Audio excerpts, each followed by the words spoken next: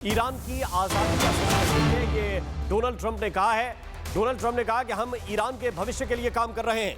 Donald Trump का यह बयान भी आया कि ईरान के लोग अभी अपने घरों में रहें और जो अटैक हो रहे हैं वो सत्ता परिवर्तन के लिए हो रहे हैं, यानी कि तख्ता पलट के लिए जो अटैक किए जा रहे हैं वो हो रहे हैं।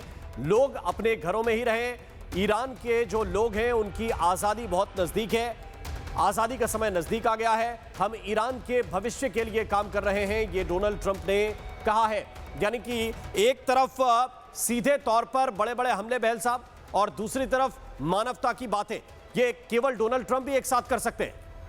मैं आपको थोड़ा सा और हिस्ट्री में लेके जाता हूं। पहले टर्म में जब डोनाल्ड ट्रंप आए थे तो 2015 में जो न्यूक्लियर डील हुई थी ईरान के साथ, तो 2018 में उन्होंने उसको रद्द कर दिया था।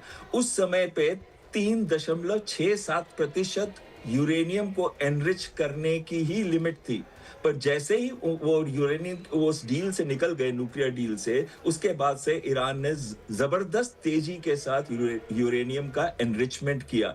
ये गलती उस समय ट्रंप की थी कि जब एक IAEA जाके वहां इंस्पेक्शन कर सकती थी और साथ में जहां पे 3.67% तक ही एनरिचमेंट की परमिशन थी, तो क्या जरूरत थी, जब P5+1 देश तो थे विश्व के, वो उस डील के साथ थे, तो क्या जरूरत थी अमेरिका को निकलने की। तो कहीं ना कहीं ट्रंप की गलतियां और ट्रंप की जो मेंटालिटी है वो क्लियरली दिखती है। वो रजीम चेंज चाहते हैं, और जैसे कि जोशी जी कह रही थी कि वो चाहते हैं वेस्टर्नाइजेशन, एक वेस्ट प्रोन स्टेट है वहां पे, लेकिन ये कहना कि वो आ जाएगी, वो चाहते हैं तो आ जाएगी, ऐसा बहुत मुश्किल है।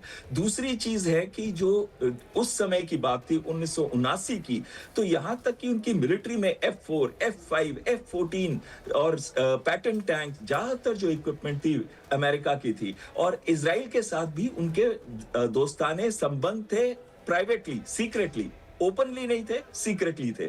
तो कहीं ना कहीं वो एक रेवोल्यूशन के बाद वो लिंक टूट गया था